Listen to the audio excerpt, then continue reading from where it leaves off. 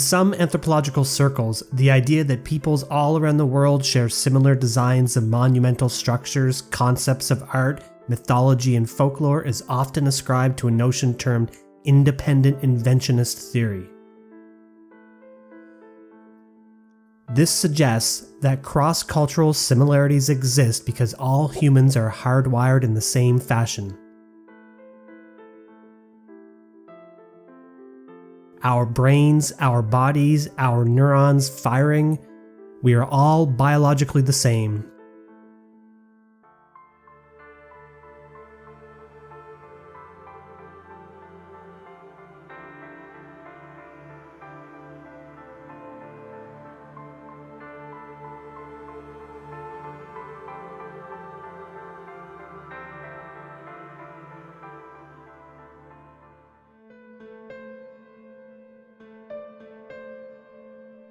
Therefore, it is of no surprise that we decided to build certain structures around the world, draw and paint similar designs, motifs, and characters, and create similar mythologies. Independent inventionist theory is a reaction against diffusionism, the belief that early transatlantic civilizations had contact where language and cultural worldviews were formed and shared. Independent inventionist theory would state that any contact, save for the odd Viking voyage to North America, did not occur until the arrival of Columbus. Cultural relativism is the belief that another person's underlying worldview should be studied from their perspective, an attempt to suspend the social and cultural biases on the part of the student, teacher, or explorer. We dissect cultural mythologies in an attempt to find a naturalistic explanation. How the dance of a remote Amazonian kinship group reflects their current struggles, their history, or the underlying worldview that shapes their daily lives. As noble as a study that is, and not withcounting the information gleaned from ethnographies over the years, this approach can sometimes only serve to distort any validity in the exotic other's history. We see it as fanciful stories on how to govern one's daily life, or conflict resolution wrapped in dance and song, and never what they say it is: history, their history.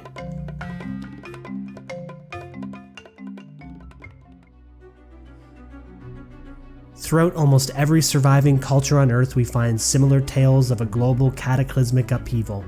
This did not come about through brain chemistry and wiring. It came about through experience. The correlations exist because people lived it, and the fragments of this experience echoed down throughout cultural narratives, if only through disconnected and forgotten symbols and stories. If we are to agree that the gradualist paradigm of geological and archaeological change is not sufficient enough to explain concepts like the Ice Age, mass animal extinction, the collapse of major civilizations, and that gradualism is punctuated by mass global cataclysmic upheavals wherein a shifting of the terrestrial poles occurs, then something happened in the recent memory of mankind and it was due to an extraneous force.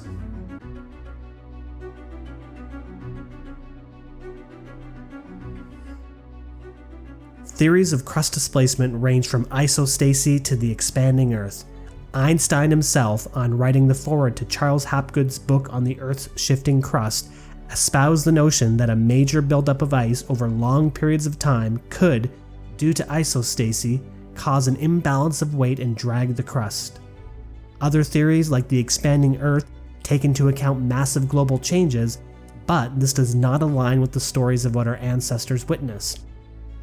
The comet impact hypothesis assumes that catastrophes were only caused by an impact, but again does not really take into account global mythology. Indeed, meteorites slammed the Earth in the recent memory of man, but this was only one of the many afflictions that occurred during this event.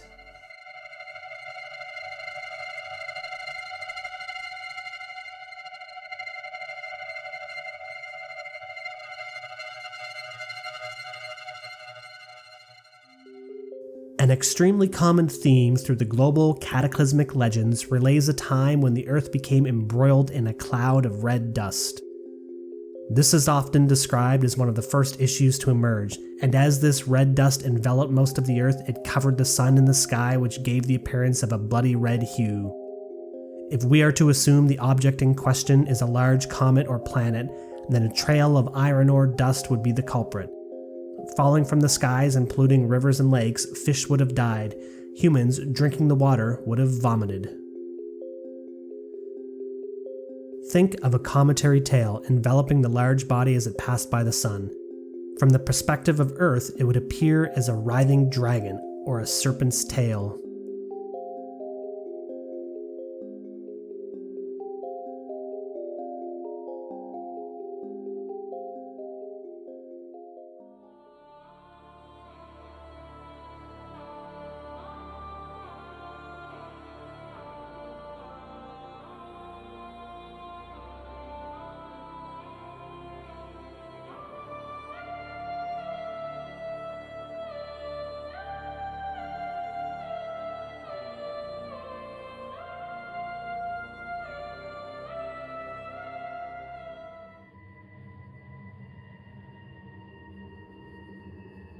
In the Finnish epos of Kalevala, the author describes how, in the days of the cosmic upheaval, the world was sprinkled with red milk.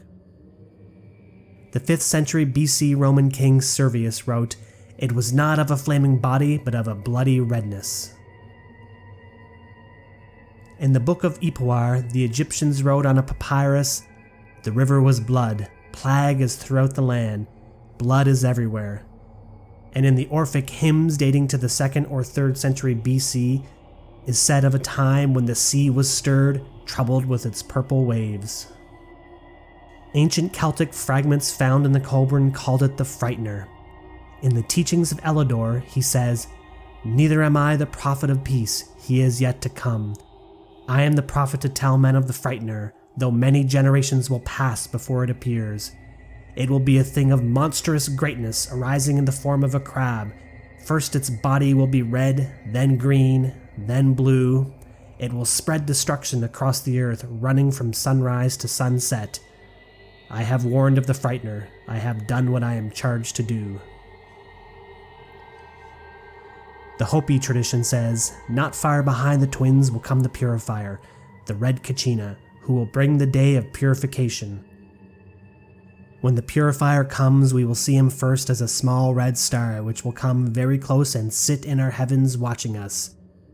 Then one morning, in a moment, we will awaken to the red dawn. The sky will be the color of blood." The Norse story Ragnarök talks of when Fenrir will steal the sun and the serpent dragon of Mythgar thrashes about the sky.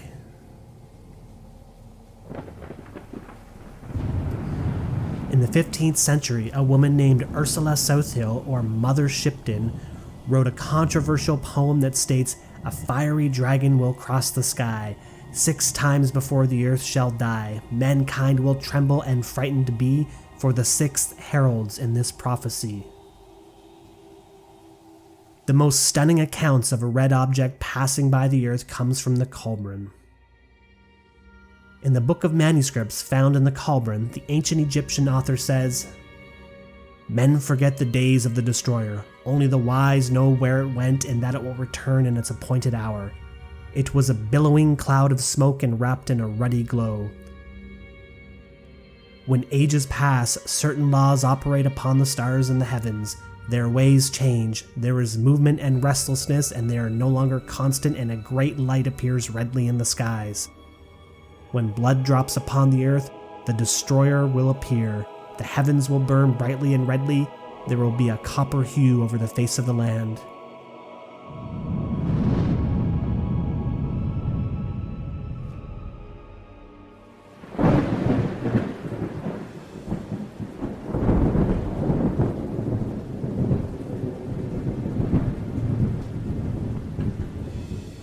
Another fragment found in the Kolbrin says, "A thick black cloud of smoke filled the land, and men were smothered in dust.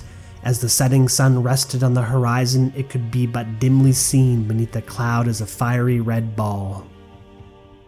The doom shape, called the Destroyer in Egypt, was seen in all the lands whereabouts. In color it was bright and fiery, in appearance changing and unstable. It twisted about itself like a coil, like water bubbling into a pool from an underground supply, and all men agree it was the most fearsome sight. It was not a comet or a loosened star, being more like a fiery body of flame.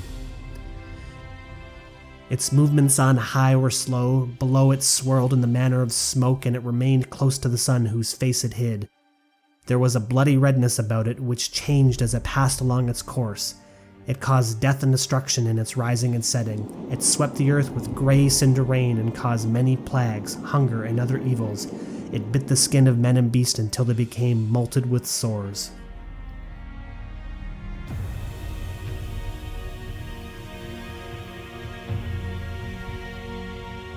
From an ancient Celtic text in the Kolbrin, the author says, "The very earth, herself immovable, was sickened with fear, and her bowels became loosened with dread.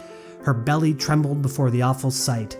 Men, looking anxiously to their lord the sun, were dismayed to see the constant change of war garb, from red to blue, then to yellow, then green, then brown." And from another text, "The sky roof above was darkened and lowered. It was ruddily hued and gave out sharp, whip-cracking sounds as though it would break asunder, and now and then a shrill, long-drawn cry. Water streamed downward from the fountain sprouts of the sky, not as rain falls, but as water drops from a pail upturned. Neither was it the pure, true rain. It was tainted with bitter blood from some strange battlefield in the vast sky spaces and contained broken pieces of the rainbow."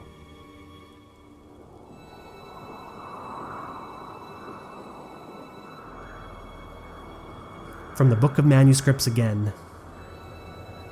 "Dust and smoke clouds darkened the sky and colored the waters upon which they fell with a bloody hue.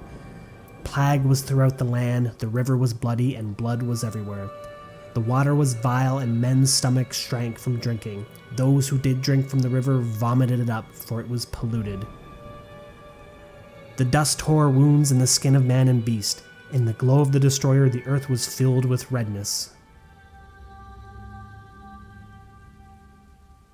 In the Book of Gleanings, in the Kolbrin, the author writes, "Then the soaring sun brought low moaning winds, which stirred the trees and grasses to rustling, murmuring life, but all living creatures huddled together.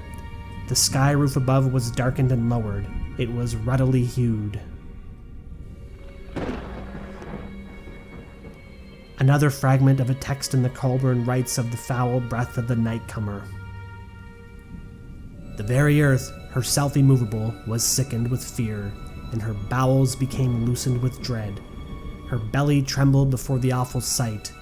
Men, looking anxiously to their lord the sun, were dismayed to see his constant change of war garb, from red to blue, then to yellow, then to green, then to brown." This tale concerns the Doom Dragon, which has come more than once and will come again, and the last music mankind will hear is the shrill throbbing notes of the Doom Song.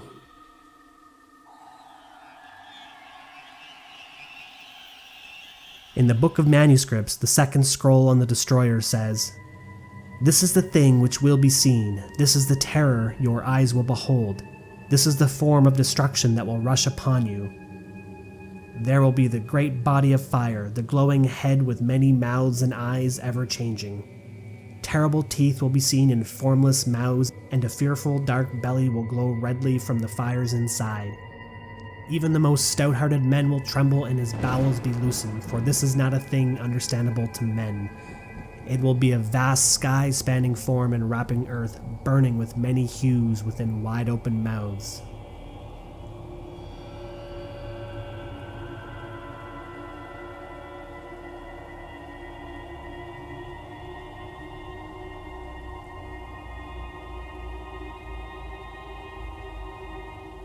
After the peoples of the globe witnessed the arrival of the red body, and after the earth was wrapped in a mantle of red dust, and as the large dust cloud wrapping the planet or cometary body gets closer, the earth is then pelted with a hail of stones and meteorites, and lightning and electrical discharges thunder through the skies. Earthquakes and volcanoes rent the lands. The deluge of stones and dust entering our atmosphere would tear it apart. Hydrocarbons falling from the skies would ignite over areas superheated from volcanic activity, raining down oily fire and seeping into the cracked grounds.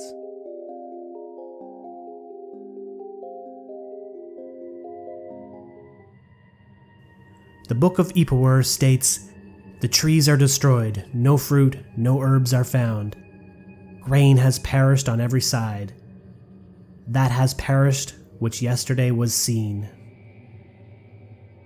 In a Buddhist text, the Visuddhimagga says, "There arises a wind to destroy the world cycle, and at first it raises a fine dust, and then coarse dust, and then fine sand, and then coarse sand, and then grit, stones up to boulders as large as mighty trees."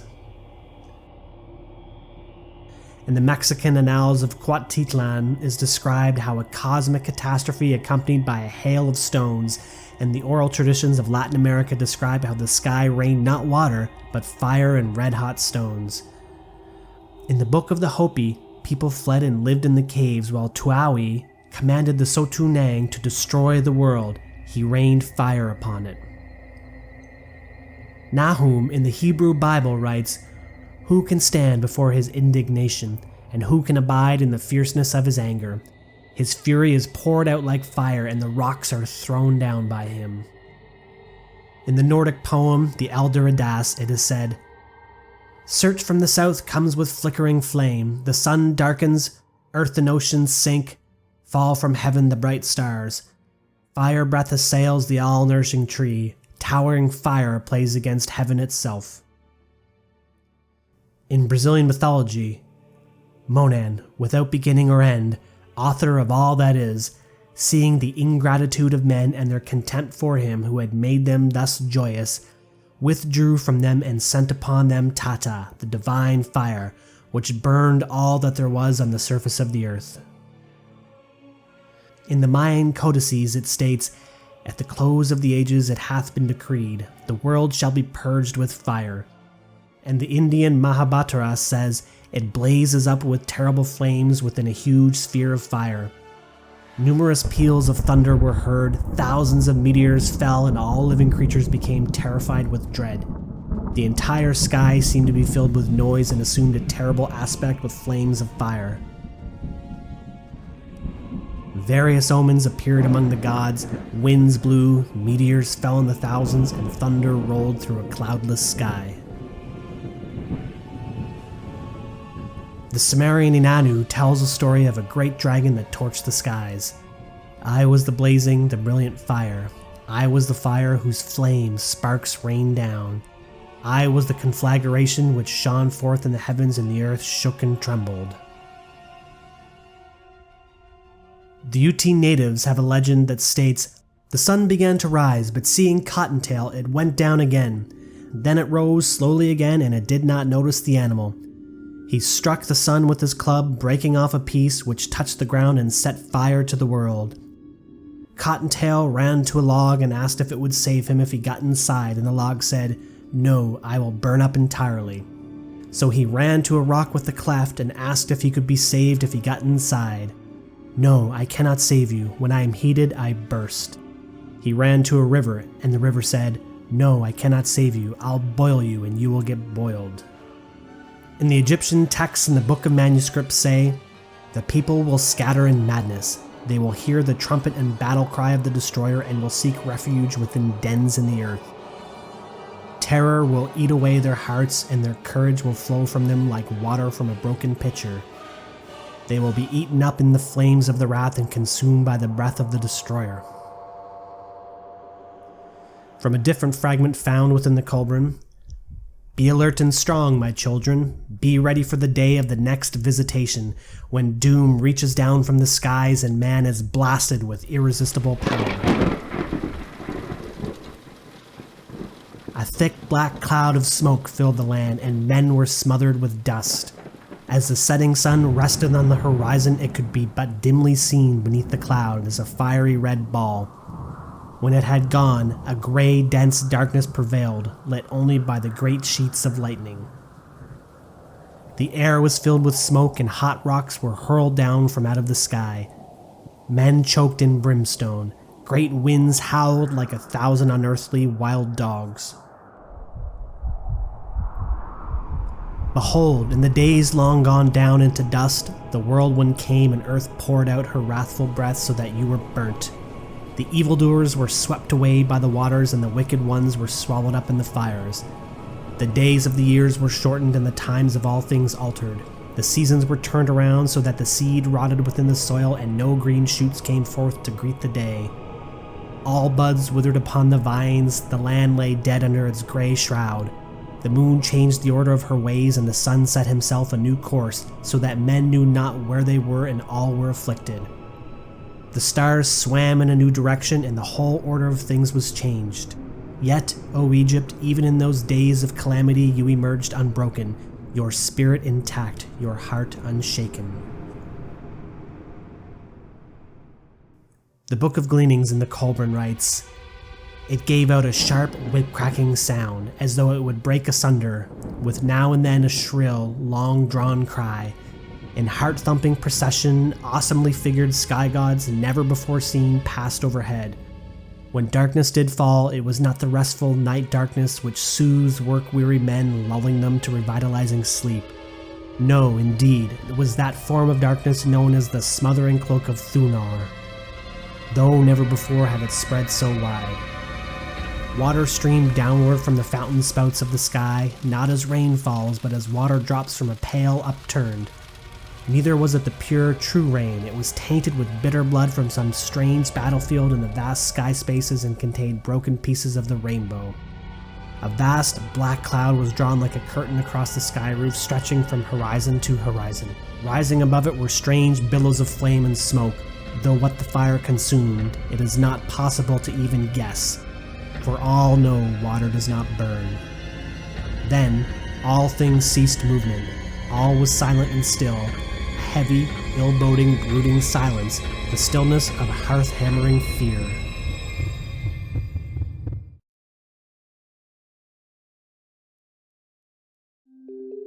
From an ancient Celtic text in the arrival of the nightcomer. They met in an awful, hell-echoing clash with the noise of 10,000 rolling thunders, and men bold enough to look were stricken with blindness, and uncovered ears were deafened forever. Cold moon tears were shed by the fang and claw-torn champion of mankind, while the hellish drooled white cinders, which, if they touched the skins of men below, raised evil wells. The unearthly foemen fell apart and hurled great self-created rocks at each other, and onlookers below dashed for protective shelter as they howled down out of the sky. And from the Book of Enki, then the day darkened and the moon seemed devoured by a monster. And the dark lights of the dawn, all was veiled by the shadow of death. Then a clap of thunder sounded, and the sky was streaked with lightning.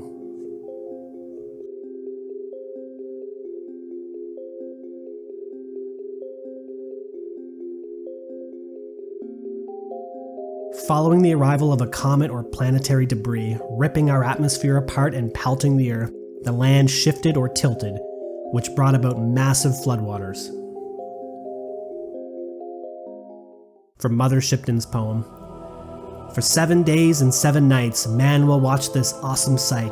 The tides will rise beyond their ken to bite away the shores, and then the mountains will begin to roar, and earthquakes split the plain to shore, and flooding waters rushing in will flood the lands with such a din that mankind cowers in muddy fen and snarls about his fellow men. He bares his teeth and fights and kills, and secrets food and secrets hills, and ugly in his fear he lies to kill marauders, thieves, and spies.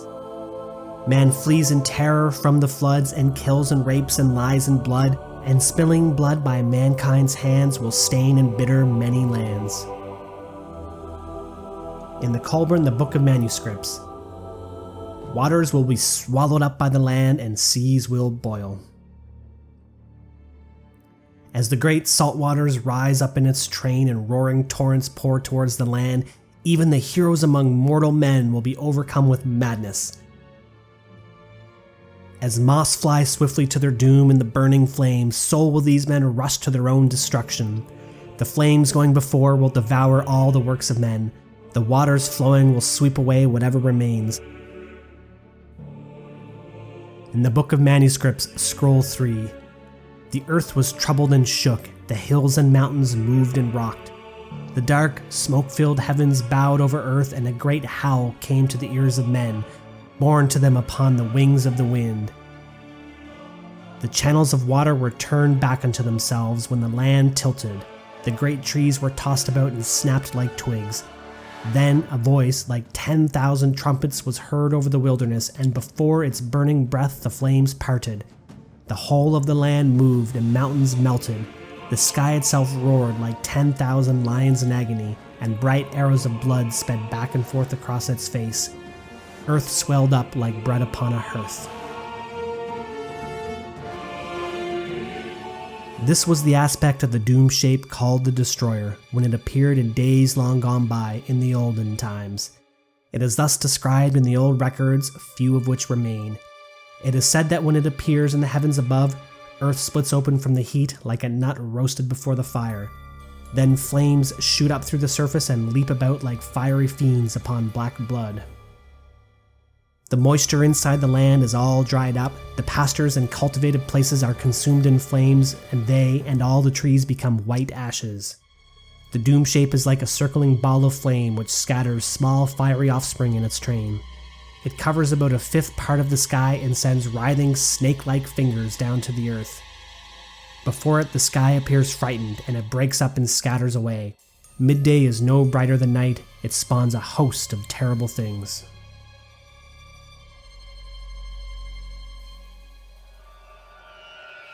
A gale raged all night, and in the red twilight dawn there was a movement of the earth. The waters receded from the seashore and were rolled back on themselves. Then the stillness was broken by a mighty roar, and through the rolling pillars of cloud the wrath of the Destroyer descended upon the hosts. The heavens roared as with 1,000 thunders, the bowels of the earth were sundered, and the earth shrieked its agony. The cliffs were torn away and cast down, the dry ground fell beneath the waters, and great waves broke upon the shore, sweeping in rocks from seaward.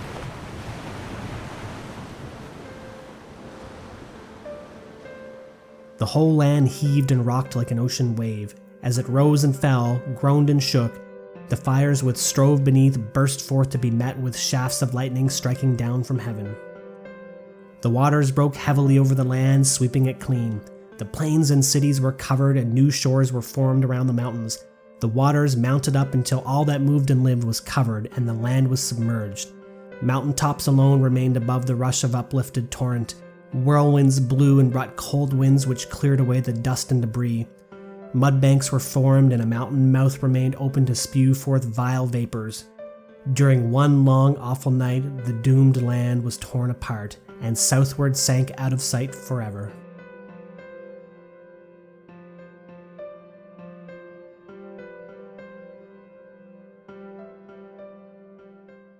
It is said that men came out of the devastation. Behind them, the land sank and the earth shook. Mountains split apart and crumbled.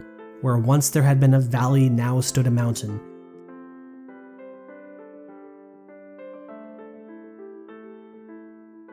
Again from the Kolbrin. My land is old. 120 generations have passed through it since Osiris brought light to men. 4 times the stars have moved to new positions, and twice the sun has changed the direction of his journey. Twice the Destroyer has struck earth, and 3 times the heavens have opened and shut. Twice the land has been swept clean by water. Then came the year of the great flood of waters, though some say it was before these days, when the salt seas rose upon the east and covered the land. Men were warned beforehand by the shortening of the days of the years. And the 5 days now added to the days of the year are days of sorrow for the alteration of things. It is said that 7 days before the coming of the waters the sun appeared in a different quarter, but this is not easy to believe, as the sun remains ever constant. The sailors of the king certainly departed for strange places during the chaos of waters. Perhaps this was because the sun had left its steady course. Then, with awful suddenness, came a high wave wall of dark, white-fanged edged waters sweeping swiftly along in fearsome irresistibility. It carried everything before it as a broom sweeps the floor, and accompanying it was a high-born note, long drawn out. Behind it, upon the seething waters, all the fruits of the land, house debris, trees, bloated dead animals and humans floated upon the wild, wide waters. There was an earthly, brown, foamy scum which drifted strangely on the surface, not sinking, yet not like oil. For it was gritty, it was irregular and held together. It was like the scum on a fuller's tub. And from the Book of Enoch. In that unforgettable day, the flood opened its locks on the white earth and the middle earth. Even the earth of the peaks shook on its foundations, and the ground was broken in a crash of 1,000 thunders and collapsed in the southern sea. The white earth broke like an eggshell, and suddenly a gigantic tidal wave rose and the sky became a wall of water. A storm of ferocity unknown screamed to the top of the earth. Then the land disappeared under the water, and before the end of this sad day, the mountains were sunk. When the large red body reaches its height of destruction, the poles of the earth shift. What was once the polar regions are dragged to newer latitudes. The plates of the earth collide in the fault zones, creating major upthrusts and new mountain ridges. Rock is bent and broken, thrust upwards and scattered over the land. Along these ridges, the ground boils from convection, causing rock to melt and water to boil. Following the shifting of the poles, the Earth's oceans rush inland, carrying debris, sediment, and marine animals. The encroaching oceans move giant boulders up hills and rest them in odd places as it retreats. The land is carved, lakes and rivers empty their beds and pour inland. Land along fault lines rises in some areas and falls in others. People and animals alike flee to caves and underground dwellings. Each tale of destruction contains such a vast amount of similarities that it's not only inconceivable to think every culture arrived at this series of events because our brains are wired the same, but it's simply not a logical conclusion. There is only one conclusion, that our ancestors lived through a major global cataclysm, and its impact echoes down throughout all the world's major civilizations and religions in the form of art and mythology. Throughout our history, records were kept as true as could be so that future generations would know the awful night our ancestors lived through. Time again, these ancient texts advise the future unborn generations that this will happen again. And as one passage in the Kolbrin says, "These are the things said of the destroyer in the old records. Read them with a solemn heart, knowing that the doom shape has its appointed time and will return. It would be foolish to let them go unheeded. Now men say, such things are not destined for our days. May the great God above grant this be so. But come, the day surely will, and in accordance with his nature, man will be unprepared."